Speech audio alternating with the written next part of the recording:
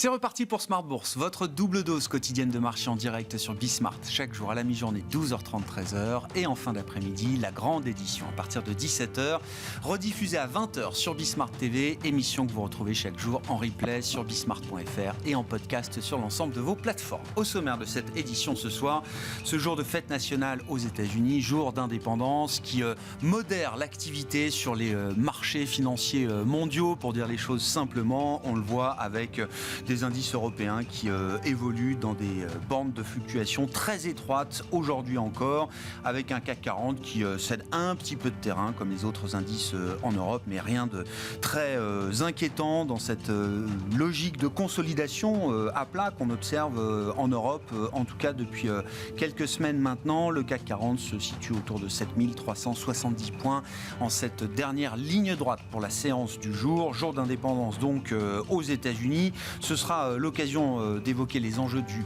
deuxième semestre, ce nouveau semestre qui démarre après un premier semestre qui aura été marqué par le concept de résilience économique et de performance des actifs risqués sur les marchés actions notamment. Nous y reviendrons avec nos invités de Planète Marché dans un instant. Et puis dans le dernier quart d'heure, le quart d'heure thématique, nous évoquerons la dimension géopolitique comme un facteur de plus en plus important pour les perspectives d'un certain nombre d'industries. L'actualité du jour nous amènera à parler de l'industrie des semi-conducteurs. On notera d'ailleurs que la Chine a annoncé aujourd'hui une politique de contrôle des exportations pour deux métaux critiques liés très directement à l'industrie des semi-conducteurs ou au monde technologique en général. Le gallium et le germanium seront donc surveillés en matière d'exportation désormais par la Chine, qui est un producteur mondial dominant en matière de métaux critiques, de minerais et de métaux rares destinés entre autres à l'industrie technologique. Pour ce sujet, c'est un des analystes de Bryan Garnier, spécialisé dans l'analyse du secteur des semi-conducteurs, qui sera avec nous en plateau à partir de 17h45.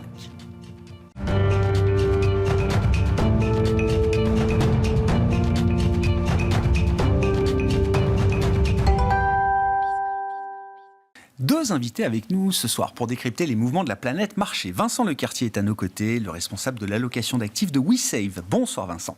Bonsoir Grégoire. Ravi de vous retrouver. À vos côtés, c'est Gilles Etcheberry-Garay qui est avec nous également. Bonsoir Gilles. Bonsoir Grégoire. Ravi également de vous retrouver comme désormais cofondateur, président et directeur des investissements d'Elcano Asset Management, nouvelle société de gestion venue sur le marché parisien. Gilles, oui. En un mot, quelle est la proposition de valeur, comme on dit, quand on lance une société de gestion nouvelle en 2023. Voilà, alors Elcano, donc je rappelle, Elcano, c'est un navigateur basque, hein, c'est le premier homme à avoir fait le tour du monde à la voile. C'est bien de le rappeler parce que je suis pas sûr que tout le monde le savait. Ceux qui ont suivi le Tour de France hier, il est passé à Guétaria et je crois que les... Ah, c'est vrai, il y a eu un petit encart historique sur la vie d'Elcano. D'accord. Il est né à Guétaria et donc ils ont parlé de lui, parce qu'on m'a dit, à télévision. Donc, au Tour de France qui arrive aussi à Bayonne. Oui, donc c'est un navigateur donc, qui a ramené l'expédition, le premier homme à avoir fait le tour du monde. Et donc c'est un peu notre proposition, puisqu'effectivement on veut investir mondialement et être les spécialistes de l'allocation d'actifs, la construction de portefeuilles en architecture ouverte.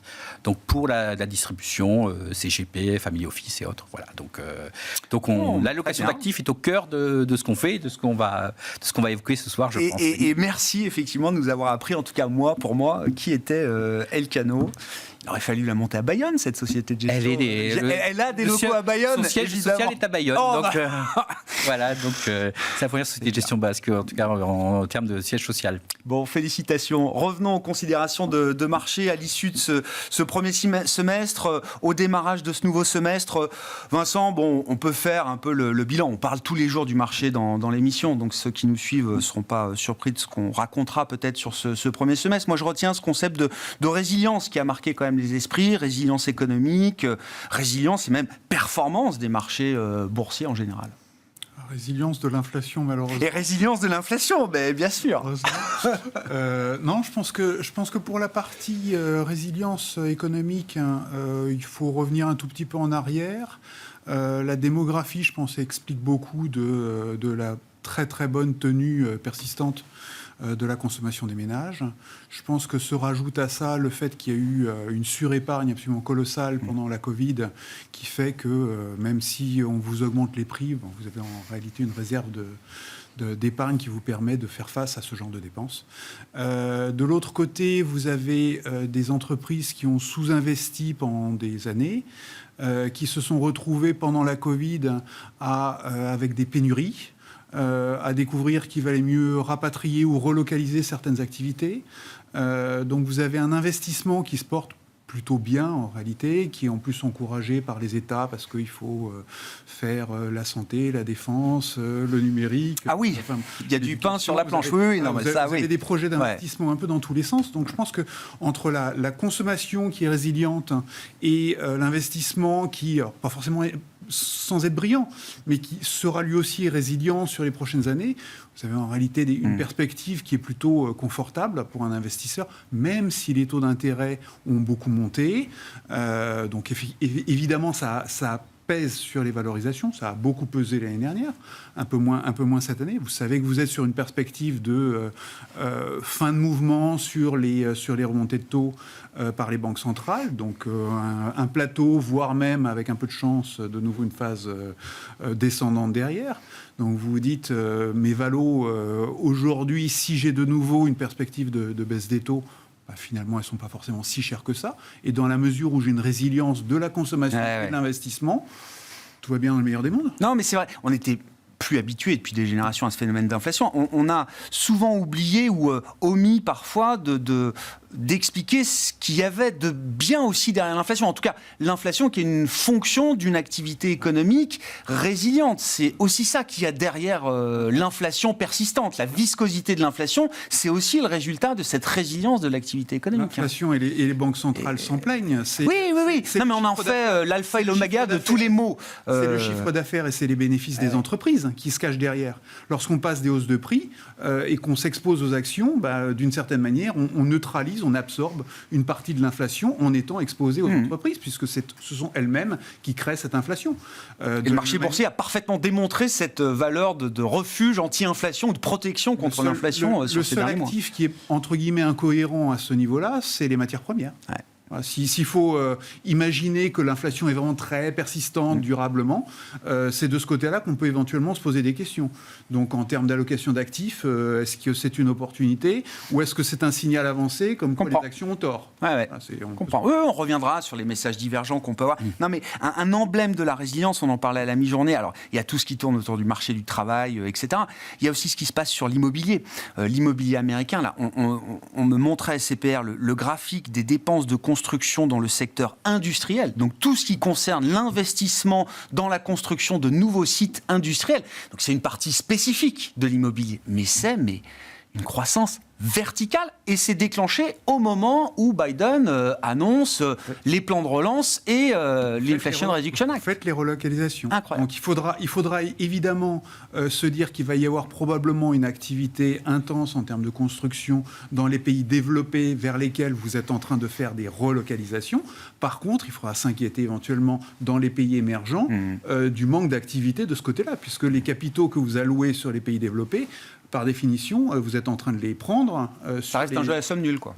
Je pense qu'à l'échelle mondiale, oui. Et par contre, ça justifie encore plus certaines performances divergentes entre les émergents qui ont beaucoup de mal à performer cette année et les pays développés ou les grandes capitalisations des pays développés qui, elles, cartonnent. Qu'est-ce qui vous intéresse dans cette idée de résilience à l'issue de ce premier semestre, Gilles? Est-ce que la résilience observée, qui a été une surprise pour bon nombre, en tout cas, de participants de marché, d'investisseurs, etc., est-ce que c'est un espoir solide encore pour la suite? Enfin, il y a déjà un momentum, clairement. Et donc, on parlera peut-être des états, de problèmes d'inflation, déflation, de landing, no landing. Mais je dirais, pour compléter ce qu'il vient de dire, quand même, moi, j'ai une petite élément, je ne sais pas de surprise, mais de remarque, c'est qu'on parlait de l'immobilier. Donc, tout à l'heure, on parlait des constructions, ce qui est vrai. Après, c'est que dans le monde des constructions industrielles et liées aux chips et liées aux microchips, uniquement. En plus, c'est très spécifique, voilà. Et juste pour remarquer par rapport... ça fait quand même même des masses de milliards qui s'investissent. Tout à fait. Et ça explique le mystère de l'immobilier américain, de l'emploi immobilier américain, puisqu'il y avait un mystère, parce que effectivement l'emploi, les constructions des maisons étaient en berne et on voyait pas de chômage. Ouais. Et en fait, le chômage s'explique aujourd'hui avec les chiffres qui sont sortis là récemment, effectivement, par le fait que on a remplacé la construction immobilière individuelle par la construction d'usines, sachant que malgré tout, il n'y a pas eu un licenciement dans le secteur de la construction. Alors que voilà, jusqu'à présent, ce qui est quand même une surprise au vu de l'état, en tout cas, de la construction du marché individuel. Hein. C'était quand même un peu le chien qui n'a pas aboyé, pour reprendre Sherlock Holmes, au niveau du cyclique de l'immobilier. Par contre, quand on lit ce que dit le patron de TSMC, le plus grand fabricant, il dit il ne voit pas comment il va gagner autant d'argent à Austin qu'il va en gagner à Taïwan. Hein. Il a quand même un problème de rentabilité et c'est construit aussi dans les vues de problèmes géostratégiques et autres, mais c'est pas sûr que ça dure parce qu'effectivement, lui a fait ses comptes et en tout cas, ça sera beaucoup moins rentable à Austin qu'à, je sais plus, Taoyuan ou je sais pas où, dans le sud. Taïwan. Dans le sud de Taïwan où sont les usines de TSMC. Ça, c'est le premier point. Mais plus important sur l'intérêt sur l'immobilier, ce qui est frappant, c'est qu'effectivement, vous avez la construction qui tient, l'emploi qui tient, mais vous avez un secteur qui est en grande souffrance aujourd'hui aux États-Unis, dont on parle peu, et qui est un peu caché, c'est l'immobilier commercial de centre-ville. Ah oui. Avec des décotes de 30-40%, mais qui en fait, est pour moi un révélateur d'une remarque où j'avais pu écrire là-dessus, c'est que effectivement, on sort des taux zéro. Et je veux dire, c'est plutôt une bonne chose. On a plus d'activité, plus d'investissement. Donc, ça veut dire le prix de l'argent et le prix des actifs sans risque a augmenté. Mais la question qui peut se poser, je pense, dans les années qui viennent, et on l'a vu avec les faillites qui n'ont pas eu tant d'effet que ça, SVB, Crédit Suisse, qui ont disparu. Hein, c'est comme on prend les grands disparus, les grands disparus de début 2023, Crédit Suisse. Voilà. C'est les taux zéro. Deux questions. Qui va porter les taux zéro qui ont été émis pendant 10 ans et qui va refinancer les gens qui ont prospéré grâce au taux zéro pendant ces 10 années. Et en fait, c'est des questions qu'on a mis un peu sous le tapis et qui vont qu'on a vu réémerger à l'occasion des faillites bancaires, puisque c'est quand même les premières faillites bancaires où on voit la deuxième, troisième, quatrième capitalisation faire faillite alors qu'il n'y a pas de défaut. Elles font faillite parce qu'elles n'arrivent plus à porter des actifs à 1% en les refinançant à 4%. Donc déjà, qui va porter ? Et parce qu'il y a quand même un paquet de choses qui ont été émises à 0% et même à 30 ans, 40 ans. La chaîne de réaction de ce point de vue-là, notamment pour la sphère financière, elle n'est pas terminée. Elle n'est pas terminée, probablement. Et surtout, qui va refinancer ? Parce qu'il y a quand même des gens qui ont eu besoin ou qui ont besoin dans leur activité. On parlait d'investissement industriel. Oui, on n'a pas assez investi dans l'industriel. Donc là, on voit bien la rentabilité est là, le financement est là. Mais il y avait d'autres, à contrario, qui avaient besoin de taux à 0 ou 1% pour justifier des montages ou des investissements qui ont eu lieu au cours des 10 dernières années. Et au moment du refinancement, ça risque d'être compliqué. Et on risque d'avoir des surprises un peu désagréables. Aujourd'hui, le secteur qui apparaît le plus en souffrance, c'est l'immobilier de centre-ville américain. Enfin, en tout cas, professionnel. Il y en aura peut-être d'autres plus tard. Parce que l'ère de taux zéro, on aura peut-être moins d'inflation, plus d'inflation, mais l'ère de taux zéro, taux négatif qu'on a connu, elle est clairement derrière nous. Ce que vous décrivez là, ça reste des poches de fragilité, de faiblesse, effectivement, dans un système financier global qui est quand même beaucoup plus large que même si c'est important, l'immobilier commercial de centre-ville aux États-Unis, ou est-ce que ça peut prendre une dimension systémique à un moment ? C'est des questions qu'on s'est posées en mars, hein. Oui. Qu'on a un peu arrêté de se poser depuis quelques temps, pour dire les choses. Moi, la question que je me pose par rapport à c'est que la remontée des taux, disons, qui est une bonne chose pour les épargnants, faut être clair. Quand on verra le taux du livret à 4%, ça va mal. C'est aussi un repricing de pas mal d'actifs qui a eu lieu sur les obligations de l'État. Qui a eu lieu sur le cash. On a le cash le mieux rémunéré quasiment depuis 2000, et c'est assez intéressant, mais qui n'a pas fondamentalement eu lieu sur des actifs cotés et surtout non cotés. Et ça, je pense que c'est des choses qui arriveront tranquillement au fur et à mesure des années qui viennent et qui risquent d'avoir quelques surprises désagréables. Oui. Ouais. Je comprends, moi, que dans le monde du non-coté, il y a des segments qui ont pu déjà s'ajuster assez vite et que pour d'autres, c'est des ajustements qui sont loin d'être faits encore aujourd'hui. Beaucoup dans le non-coté s'ajuster vite pour le moment. Non, mais il y a différentes catégories quand même d'actifs privés. Il y a du LBO, Growth, Venture, etc. Il y a quand même différents segments de marché. Oui, mais les valorisations sont quand même un peu plus basses et je n'ai pas le sentiment que tout le monde se soit ajusté à ce monde, à ce nouveau monde. Et je pense qu'il y a quelque part une attente en disant est-ce que c'est définitif ou pas ? Et parce qu'on a eu quand même l'expérience Covid, où on a quand même eu une baisse très vite, une fin du monde, et puis on est revenu. Derrière, les gens ont viré, ils n'arrivaient plus à recruter, ce qui a aussi un effet sur le marché américain. Enfin, on a vu que ça pouvait aller très vite dans un sens et dans l'autre. Et mon sentiment que j'ai un peu par rapport à c'est qu'on est quand même dans un nouveau monde, et qu'on espère quand même qu'on va un peu revenir à l'ancien. Qu'on gardera le meilleur de l'ancien monde et qu'on aura le meilleur du nouveau monde. Voilà, c'est un peu c'est la nature humaine de vouloir le meilleur des deux mondes. Et donc il y a des éléments positifs, comme disait mon voisin tout à l'heure, mais que les éléments négatifs, on est encore un peu dans l'explication. Ça m'intéresse, Vincent, là, votre vue, mais presque industrielle. C'est pas forcément le sujet de marché qu'on avait prévu de traiter, mais effectivement, ce retour des rendements. Alors, on verra. Est-ce que le taux du livret A sera porté à 4% ? C'est un exemple, le livret A, c'est pas non plus l'alpha et l'oméga de toutes les allocations d'actifs, mais ça donne quand même une idée de ce qu'on est prêt à rémunérer pour du sans risque liquide aujourd'hui en France. 4%. Au moment où on voit une décollecte massive des contrats en euros, notamment pour les plus anciens, avec des rendements qui restent très très déprimés. Ça doit être, j'imagine, un sujet de vigilance pour les autorités de supervision et même pour l'industrie. Ça doit être un sujet de rééquilibrage qu'il faut regarder, j'imagine. C'est bien toute la question du higher for longer. C'est bien ça le sujet, en fait. C'est de savoir si effectivement les taux d'intérêt resteront durablement hauts ou est-ce qu'ils seront ajustés au fur et à mesure du tassement à venir de l'inflation. Moi, ma conviction, c'est que les banques centrales voudront essayer de maintenir un certain niveau de taux réel. Autrement dit, à mesure que l'inflation va redescendre, je pense que leurs taux d'intérêt vont eux aussi redescendre. Très clair. Ce qui veut dire que le livret A, pour être concret sur votre réponse, est-ce que ça a beaucoup de sens de le mettre à 4% si vous avez une inflation qui descend et que l'année prochaine, il va falloir prendre la décision politique de dire aux électeurs, finalement, je vous rebaisse la rémunération du livret A. Je pense que la bonne réponse, c'est probablement de faire quelque chose comme du 3,5, donc un milieu de fourchette un peu simpliste, pour à la fois satisfaire les ménages et pas insulter l'avenir. Et voilà, et ne pas se poser la question plus tard. Je pense que de la même manière, les banques centrales, le higher for longer, moi, j'y crois pas. J'y crois pas parce que je suis persuadé que l'inflation, même si elle restera durablement plus haut que ce qu'elle était avant la Covid, je pense pour autant qu'elle va continuer de décélérer et donc il va falloir pour les banques centrales se réadapter à cette décélération. Oui, mais pour maintenir, comme vous l'avez dit, un taux réel qui restera un peu plus positif que... Je ne sais pas s'il restera positif. Ma conviction est un peu moins négatif peut-être alors. Voilà, ma conviction est que sur le long terme, pour pouvoir financer tous les plans de développement qu'il faut faire, les États n'ont pas les moyens à eux seuls de le faire. On a besoin de l'épargne des ménages et on a besoin des réserves de cash de la part des entreprises ou des capacités de financement des marchés. Pour ça, il faut que les taux d'intérêt soient à la fois suffisamment élevés pour attirer l'épargnant, attirer l'investisseur, et en même temps ne pas empêcher l'investissement. Donc je pense que les banques centrales seront effectivement un agent économique essentiel dans le financement futur de nos économies. Mais ma conviction, c'est que la santé, la défense, la numérisation, etc., tout ça, ce sont des choses qui sont essentielles, vitales, incontournables. Donc ça va être fait. Priorité supérieure, quoi. Voilà. Donc je pense que si le banquier central n'a pas compris ce genre de choses, on change de banquier central. Ou on change ses missions. Le Blanchard qui indique dans sa dernière, dans son...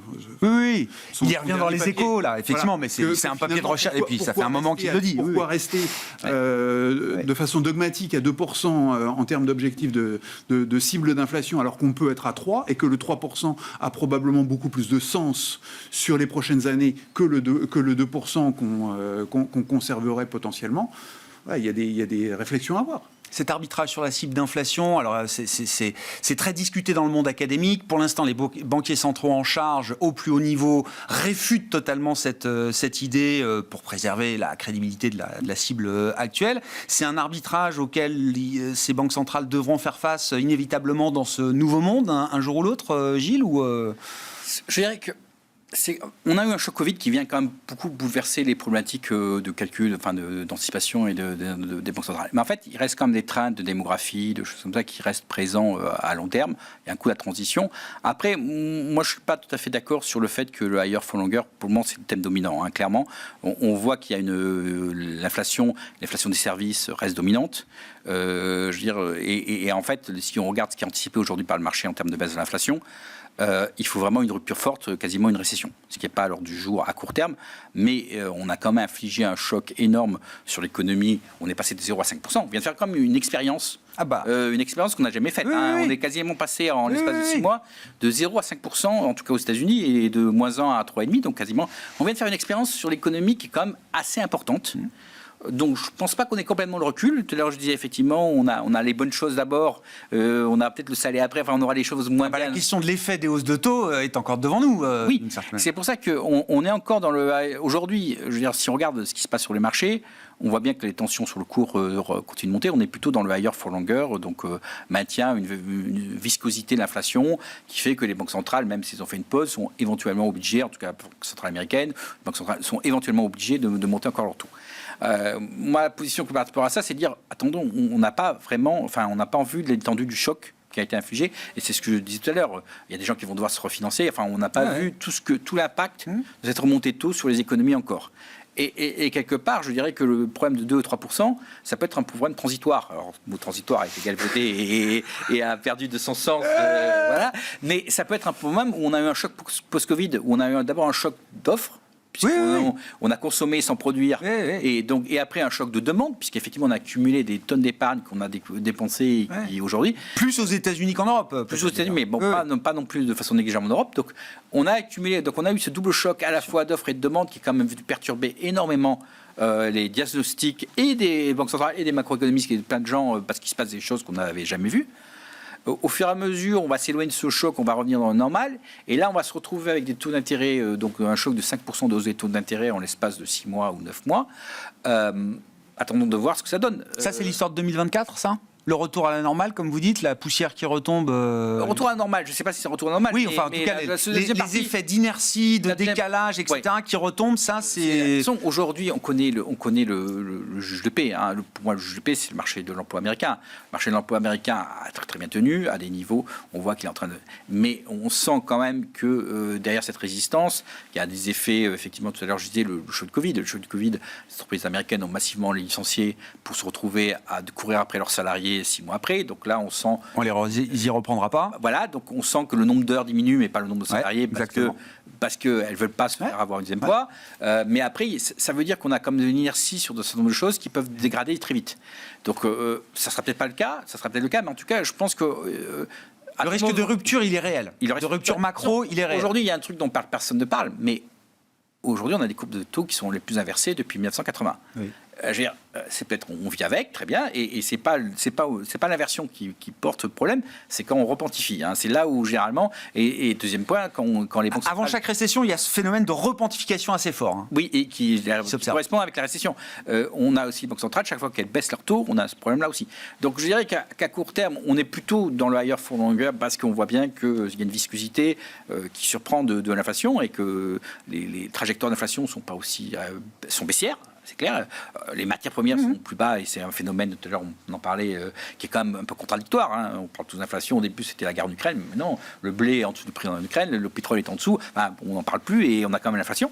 Mais en tout cas, je veux dire, pour moi, on n'a pas encore complètement vu les effets de second ordre du choc qu'ont infligé les banques centrales. Donc le débat de 3%, c'est un débat académique qui a du sens, mais qui reste peut-être prématuré parce que par rapport à... On est encore dans la bataille. Les banques centrales en charge, ceux qui sont en charge en tout cas, aux manettes, sont pas encore prêts à... Non, on est encore dans la bataille à court terme, paradoxalement dans la higher for longer, donc le fait qu'elles doivent encore aller plus loin, mais on est aussi dans le camp de la bataille, il faut voir quels vont être les effets à moyen terme du choc qui a été infligé à l'économie mondiale. Pour moi, on n'en a pas vu, on a eu plutôt le bon côté, on n'a pas eu le mauvais côté encore.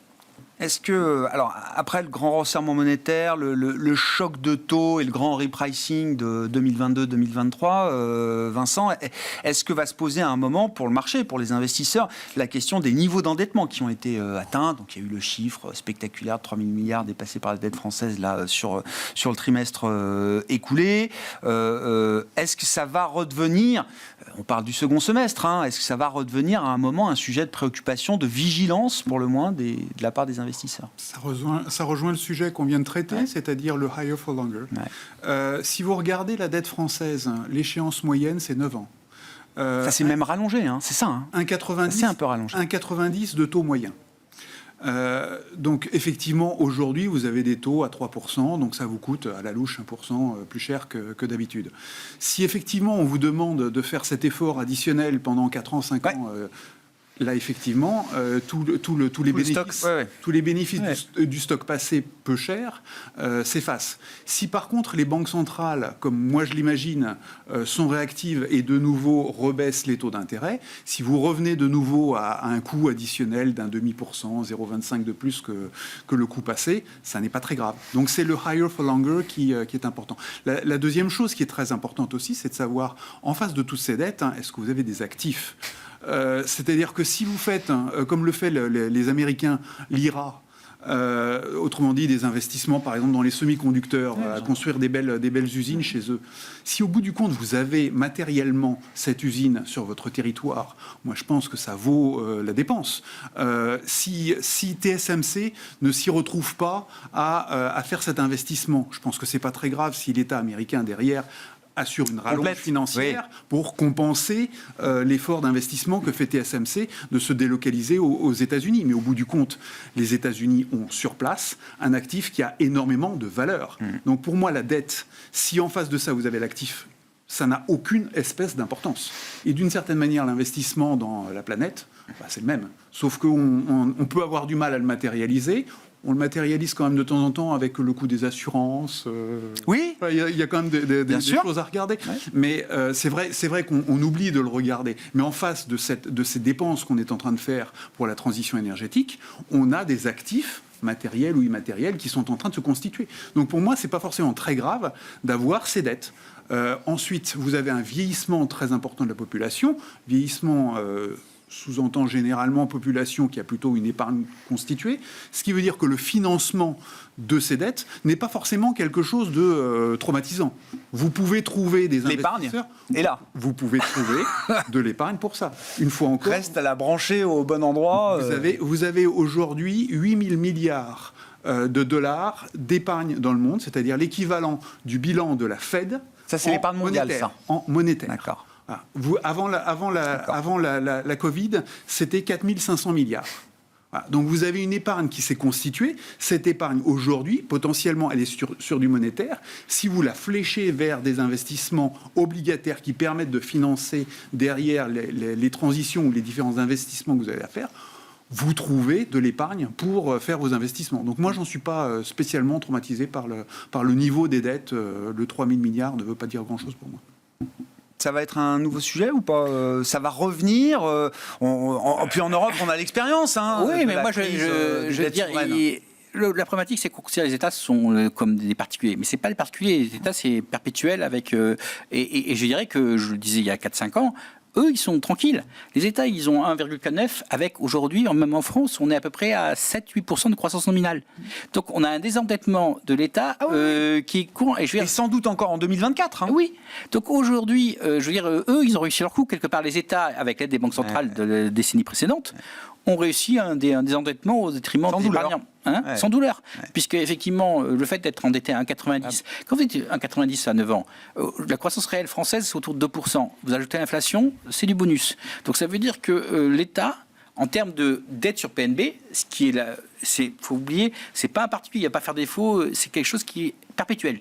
Et le seul, ce qu'on regarde, c'est la dette sur PNB. Et on voit qu'elle descend sans trop d'efforts. Alors, il faut faire un peu plus attention parce qu'il y a des postes qui montent un peu plus vite. Mais globalement, aujourd'hui, avec une croissance nominale très supérieure au coût de la dette, L'essentiel de l'effort se fait là. Le problème, ce sera le jour où effectivement on arrive en bas de la pente, ou quand le coût de la dette est égal à la croissance nominale. Là, vous êtes dans une période d'effort, puisque là, tout ce que vous faites se reflète. Mais là, aujourd'hui, on est encore dans la période, je dirais, favorable pour les États.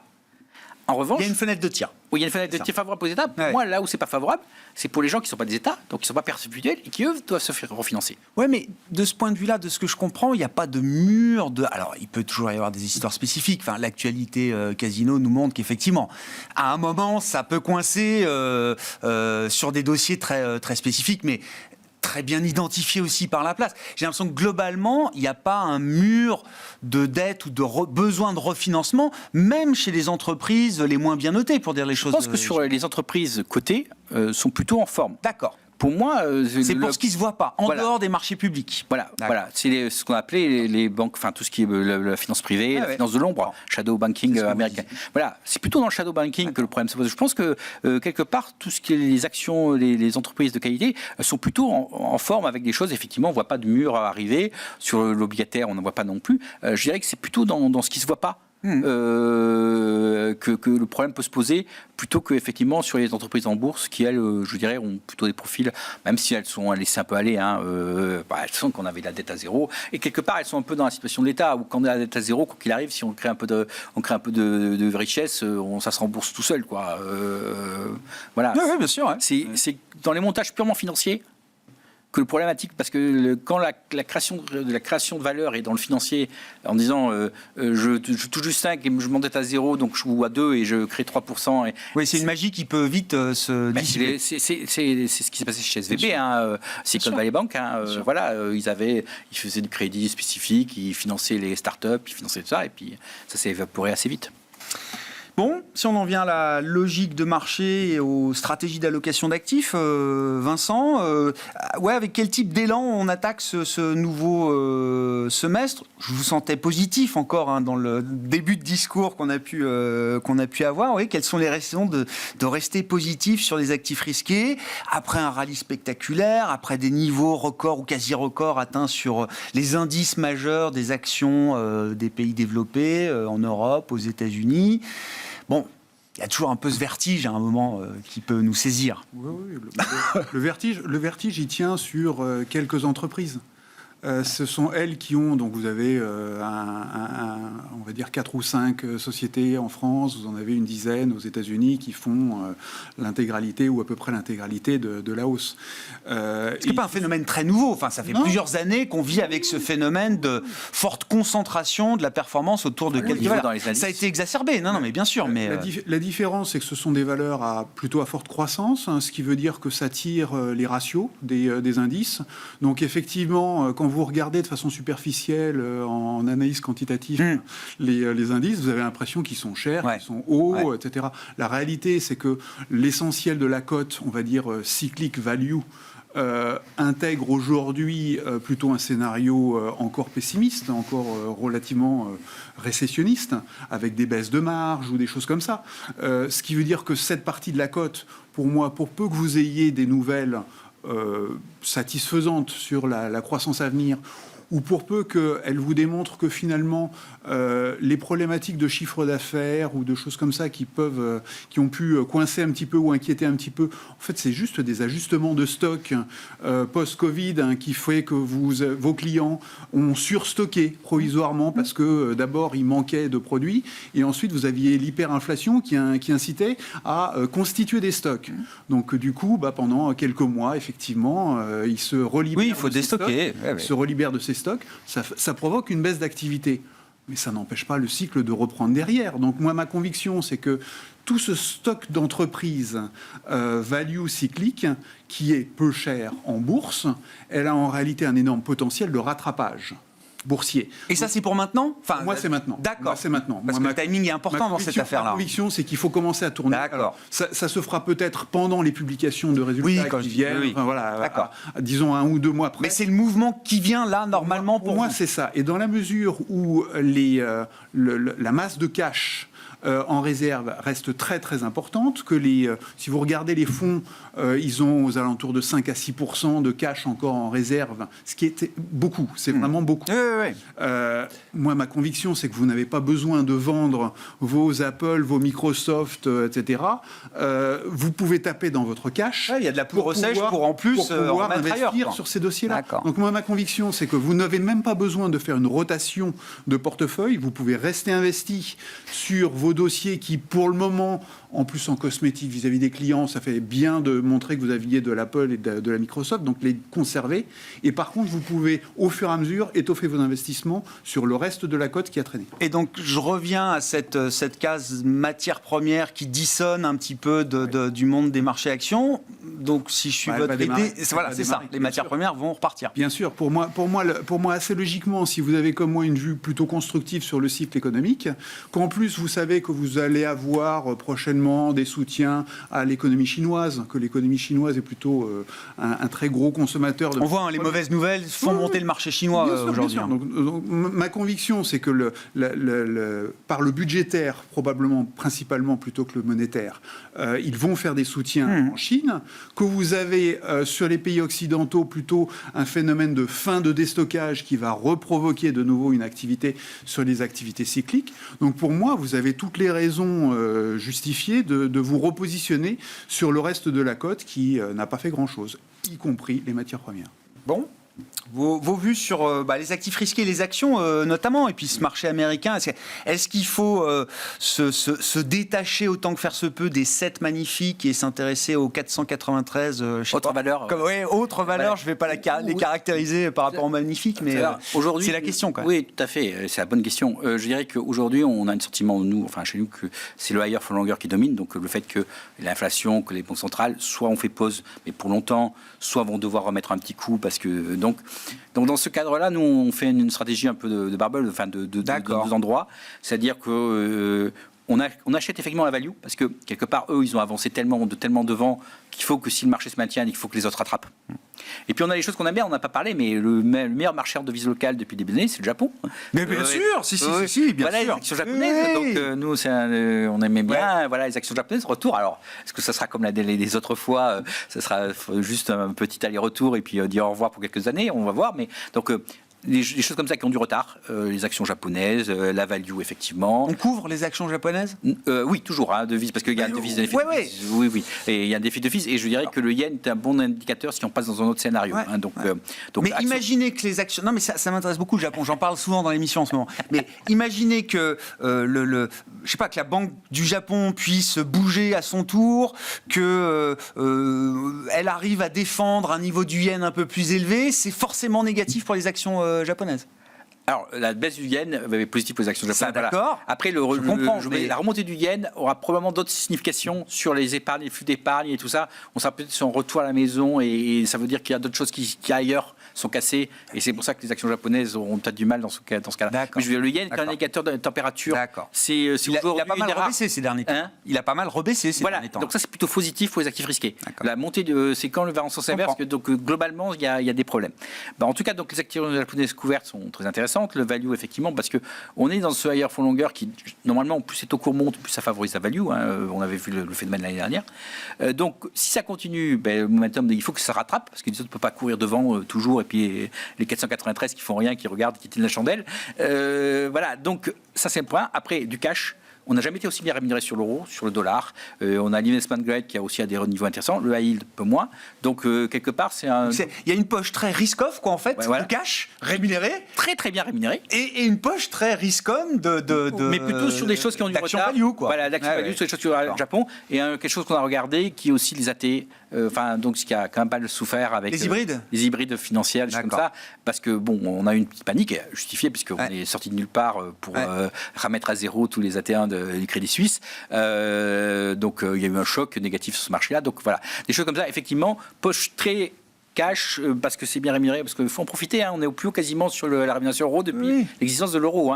Et pareil, ça durera ou ça durera pas, on verra. Mais en tout cas, c'est la réalité du moment. Et je dirais que la vision de derrière, c'est qu'effectivement, on est plutôt sur du higher founder avec plutôt une croissance nominale qui est plutôt bonne, qui a un momentum, mais les risques derrière sont quand même très importants sur le financement, sur l'inversion de cours. Enfin, il peut y avoir, s'il y a une rupture forte sur l'immobilier, je comprends. sur le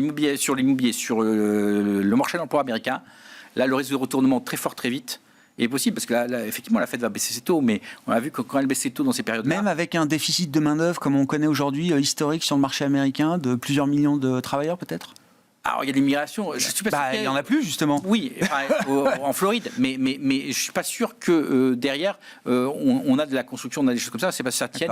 Parce que on a quand même une fragilité de la demande. Il ne faut pas se laisser aveugler par la résilience passée et l'extrapoler. Parce qu'on a tout ce qui a été accumulé par le Covid, maintenant est fini. On a comme des niveaux de dette sur les cartes de crédit, tout ça qui est très élevé. Le marché de la voiture d'occasion s'effondre. Enfin, il y a des choses qui montrent que le consommateur américain commence à être légèrement stressé, même si on a un marché de l'emploi de très bonne qualité. Donc imaginons que le marché de l'emploi se décale, on risque d'avoir un stress beaucoup plus important sur le consommateur. Donc c'est pour ça que je dirais que le risque est derrière. C'est pour ça qu'on a cette stratégie de dire profitons et quand ça baisse fort, allons-y et achetons des actifs qui ont déjà décoté ou historiquement été décotés comme l'action japonaise et qui ont un peu leur quart d'heure. Alors peut-être qu'il y aura plus, mais au soleil dans cette première, plutôt que tout ce qui est AI et autres. Si on est dans l'idée d'une sortie par le haut, c'est un peu ce que vous décrivez, même vous sur la partie action et Vincent, vous aussi, est-ce que ça veut dire aussi qu'il faut se reconsidérer le monde des petites et moyennes capitalisations boursières, tant aux États-Unis qu'en Europe, par exemple? Aux États-Unis, nous, on le considère. Ailleurs, non. Pourquoi ?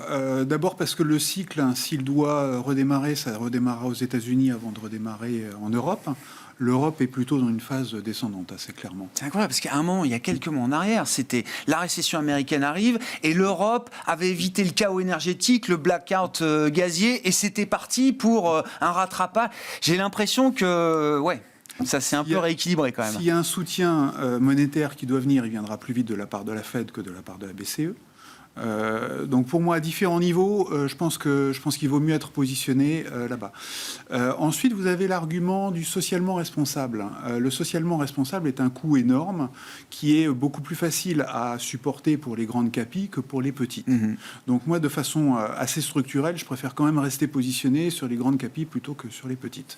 Si vous avez des problématiques de financement, généralement, le banquier sera plus accommodant avec une très très grande entreprise plutôt qu'une petite. Donc à différents niveaux, pour moi, à l'heure actuelle, il vaut quand même mieux privilégier les grandes capis plutôt que les petites. Mais on est en train de le considérer, nous, pour la partie américaine. Le high yield, pour simplement enchaîner, pour moi, c'est un petit peu le même genre de sujet. C'est-à-dire que si vous êtes relativement confiant sur les perspectives, à un moment, il faut en refaire. Parce que le risque de défaut, avec le niveau de rémunération que vous avez aujourd'hui, pour moi, il est assez bien couvert.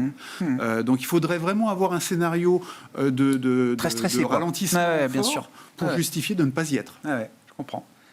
Et matières premières, donc ? Comment on joue ça ? Un peu tôt. Pour moi, c'est un peu tôt, parce qu'effectivement, elles sont un peu perdantes dans les deux scénarios. Je veux dire, comme on disait, nous, on préfère l'investment grade, parce qu'aujourd'hui, les rémunérations sont meilleures, mais là, par rapport au risque-prix, on est correctement rémunéré. Je veux dire, fondamentalement, on pense qu'il y a quand même un risque que le marché aujourd'hui sous-estime le risque que le choc de taux d'intérêt finisse par avoir des conséquences plus désagréables. Je disais les matières premières. Oui, mais c'est pour ça que les matières premières, je ne vois pas de gagnant. Aujourd'hui, elles anticipent un peu ce choc désagréable. Elles peuvent remonter un peu à court terme, mais pas suffisamment. Donc, quelque part, on est mieux sur ce qui a un peu de momentum que ce qui n'en a pas. Et donc, voilà. Mais en tout cas, fondamentalement, nous, on pense qu'il y a une sous-estimation du risque sous-jacent. Pour le moment, ça va bien. Le momentum est là, mais le risque sous-jacent est quand même très important. Donc, à tenir. Sur les matières premières, simplement ne pas regarder que la demande, regarder aussi l'offre. Le gros problème des matières premières, c'est que vous avez des manques de capacité chroniques, et sur les prochaines années, notamment pour la transition énergétique, on sait que sur les métaux industriels, on est en pénurie structurelle, et ça va faire monter les matières premières. Mais le problème, c'est la Chine et la bulle chinoise. On en a parlé longtemps ici, plusieurs fois. Ça y est, c'est fini, la bulle immobilière chinoise est morte et ils n'arrivent pas à la démarrer. Ils veulent empêcher l'ajustement. Oui, c'est ça, c'est pas fini. C'est fini. Oui, c'est fini. Il y a plus. Et en plus, le gouvernement chinois veut empêcher l'ajustement. ce qui veut dire Là, ils sont englués pour un certain temps avec la crise immobilière. Là. Japon, quand j'ai commencé en 92, on me disait le Japon, ça monte pied de ligne, on ne peut pas construire. Ouais. L'immobilier japonais a fait divisé par 2 depuis 2000. Et Japonification de la Chine. Ouais, alors on est dans une oui. japonification complète de la Chine, Ouais. démographiquement parlant. Ah bah ça, oui. C'est encore pire que ce qu'on attendait. Moins va de plus vite naissances que au pays. prévu. Ouais. Surtout, ils ont trafiqué les chiffres. C'est-à-dire que, avant, donc, Les Chinois ont trafiqué les chiffres. voilà. Et en fait, on avait un problème sur les 0,5 ans, qui était le plus bas depuis 1949. Ah oui. Et qui était un décalage par rapport à les 5-10 ans. Ouais. Et en fait, on s'aperçoit que c'était 5-10 ans, 10-15 ans et 15-20 ans qui étaient trafiqués et pas 0,5 ans qui est une anomalie. Ça veut dire que là, ils ont vraiment des classes creuses qui arrivent moins de 20 ans, très très importantes. Donc avec cette démographie, on est dans une vraie japonification de la Chine. Qui est très rapide. La Chine Oui, va être, plus rapide que c'est ça le vieille phénomène. Avant C'est d'être ça. riche, Ouais. pour un moment. Alors que les Japonais ont eu le Oui, mérite oui. d'être riches. Oui. On vise quand même plus de Nigérians que de Chinois à la fin du siècle, avec Voilà. une population chinoise divisée par 2 et plus. Et donc la demande sur la transition énergétique est là, mais elle va compenser la fin de la demande chinoise en partie. Merci messieurs pour votre éclairage et cet exercice de prospective sur ce qui nous attend au cours des prochains mois et de ce nouveau semestre qui démarre sur les marchés. Vincent Lecartier, responsable de l'allocation d'actifs de WeSave, et Gilles Etcheberry-Garay, cofondateur et directeur des investissements d'Elcano Asset Management.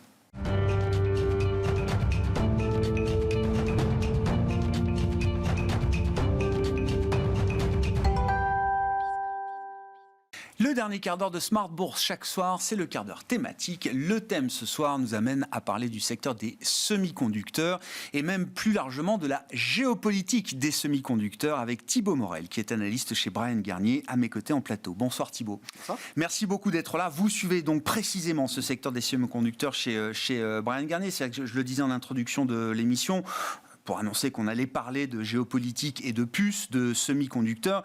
Comme pour un bon nombre d'industries, la dimension géopolitique devient une dimension prépondérante, on va le dire comme ça, et c'est vrai que l'exemple des semi-conducteurs est un exemple parfait avec une actualité permanente autour de ces rivalités géopolitiques qui recomposent ou qui obligent cette industrie sans doute à se recomposer et à l'investisseur à intégrer cette dimension géopolitique.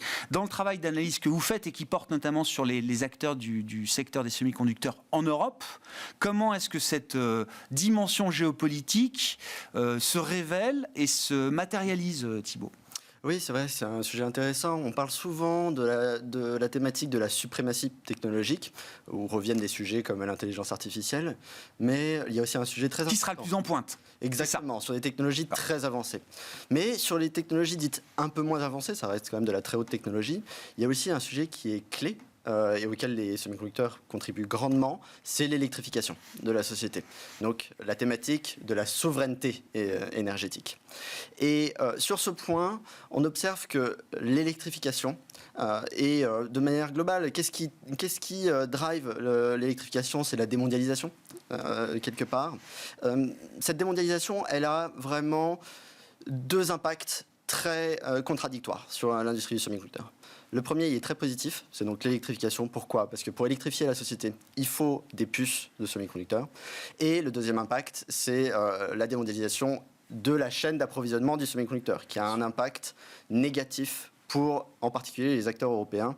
Et là, le cœur du sujet, c'est la montée en puissance de la Chine sur ce segment-là. C'est intéressant parce que vous mettez en avant le levier de l'électrification. C'est pas la transition, vous dites. C'est le facteur de démondialisation qui implique pour certains États ou certaines zones économiques d'être très attentives à leur capacité d'être énergétiquement indépendante. Enfin, ce qui s'est passé en Europe depuis 18 mois est un exemple parfait de la situation. Oui, la situation en Ukraine et ce que la Russie a fait avec le gaz, effectivement, ça a un impact sur les mentalités. Donc l'électrification est vraiment au cœur. Alors, l'électrification, ça a un impact très positif pour ce segment dit des power electronics, donc les semi-conducteurs de puissance, qui était considéré comme le segment le plus mature de l'industrie. Une commodité, on peut dire ça comme ça ? Une commodité, avec des taux de croissance de plus de 2%, sur moyenne très long terme, avec une compétition sur les prix essentiellement. Et c'est venu redynamiser ce segment-là, avec des taux de croissance qui peuvent atteindre jusqu'à plus 10% dans certains secteurs, en particulier pour l'industrie, et l'automobile, qui sont vraiment les deux segments où il y a le plus de travail à faire en termes d'électrification. La voiture électrique, mais aussi pour l'industrie, qui est un très gros consommateur d'électricité, la rationalisation de la consommation d'énergie avec des engins et notamment des moteurs beaucoup plus économes en électricité. Oui, donc là, effectivement, c'est une manière de voir une opportunité effectivement d'investissement dans ce secteur à travers ce phénomène géopolitique de démondialisation. On va pas, c'est pas le débat, mais c'est l'idée générale pour assurer effectivement cette électrification dans une zone économique comme l'Europe. Il faut s'assurer de l'approvisionnement nécessaire en puces et en semi-conducteurs nécessaires pour cette électrification. Et ça, c'est le deuxième effet d'une certaine manière de cette dimension géopolitique pour l'industrie des semi-conducteurs en Europe. Oui, tout à fait. Vous avez l'émergence d'acteurs, notamment chinois, avec un grand plan qui a été lancé par la Chine au début des années 2010 pour devenir indépendant. Sur l'ensemble de la chaîne de valeur pour l'électrification. Et un des maillons essentiels de ce plan, c'est développer l'industrie du semi-conducteur. Alors vous voyez une multitude d'acteurs chinois, souvent plus petits que les acteurs européens, qui gagnent petit à petit des parts de marché. On estimait qu'il y avait moins de 5% de parts de marché de ces entreprises chinoises en 2015. C'est monté à 9% en 2020 et aujourd'hui on estime que c'est à 12% et ça monte très vite. Ils affichent des taux de croissance de 30%. Et là ils n'ont pas de problème d'accès à la technologie. Comme vous le disiez, c'est pas de la technologie de super pointe, c'est de la technologie qui est maîtrisée et qui est accessible pour ces entreprises chinoises. Oui, exactement, tout à fait. La principale barrière à l'entrée, ça va être l'expérience. L'expérience, car c'est très difficile de produire des semi-conducteurs, même ceux qui sont réputés un peu moins avancés, vous voyez. Mais au fur et à mesure, ils gagnent beaucoup d'expérience. Et vous voyez, ils prennent souvent entre 1 et 2% de part de marché chaque année. Donc le réel sujet pour le semi-conducteur européen, finalement, sur le plan économique, ça va être la diminution du marché adressable des acteurs européens. Comment vous regardez, du point de vue de l'investissement, de l'analyse de l'investissement, la réponse européenne et ses implications pour les acteurs, les entreprises européennes, cotées, puisque ça nous amène à votre travail d'analyste, Thibault, entre opportunités et risques, où est-ce que vous placez le curseur là ? Alors, quand on réfléchit à cette thématique, ce qui est important de regarder, ça va être les subventions qui sont données d'un côté et de l'autre. Et quand on regarde les subventions européennes, les montants tournent autour de 30-40 milliards selon comment on compte. Alors que vous avez en face, d'une part... Ça prend tout en compte. La partie européenne, les plans nationaux, enfin tout l'argent qui peut être mis sur la table en Europe. Alors, la lecture est souvent difficile. Ouais. Il y a beaucoup d'aides différentes, mais effectivement, on estime que la poche globale, c'est 30 à 40 milliards d'aides publiques qui vont être, les politiques l'espèrent, être accompagnées d'investissements privés. Bien sûr.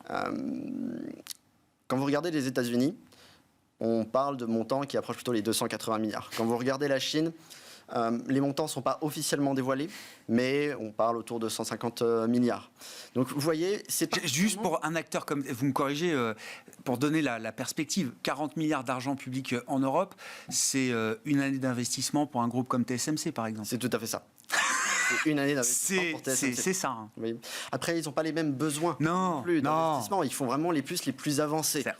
Alors que vous voyez des entreprises qui vont plutôt se concentrer sur le marché de la puissance. Ouais. Ils vont avoir des investissements plutôt aux alentours des 5 milliards, disons, c'est des ordres de grandeur. D'accord, je comprends. Ouais. Donc, vous voyez, cette divergence d'aide entre les différents États, elle a un impact principalement pour les segments où il y a le plus de concurrence sur le prix, et en particulier donc pour les commodités. Et c'est là où ça impacte vraiment l'Europe pour l'électronique de puissance et tous les segments qui vont y être attachés, comme les microcontrôleurs par exemple. Quels sont les acteurs européens, les entreprises européennes là, que vous suivez et qui sont, j'allais dire, en première ligne face à ce défi de l'électrification, à en mettre de côté les autres aspects de la chaîne de valeur des semi-conducteurs, les super technologies de pointe, mais qui sont les acteurs en première ligne et quelle chance vous leur donnez en tout cas. Comment est-ce que vous évaluez le cas d'investissement de ces entreprises ? Alors, Je dirais que les principaux acteurs les plus exposés à cette thématique de l'électrification en Europe, on va trouver particulièrement STMicro et Infineon. D'accord. Nous, on aime particulièrement Infineon pour son profil qu'on juge assez équilibré. Donc très concentré vraiment sur les applications de puissance, hein, c'est plus de 60% de leur chiffre d'affaires, et très compétitif sur ce segment-là, parce qu'ils ont une masse critique qui leur permet d'avoir des coûts très compétitifs. Donc dans un environnement qu'on juge plutôt défensif, vous voyez, on pense qu'ils vont être le plus résistants face à des pertes de marché potentielles. Ouais. D'accord. Infineon, parce que la taille critique sur ce segment spécifique de la puissance électrique.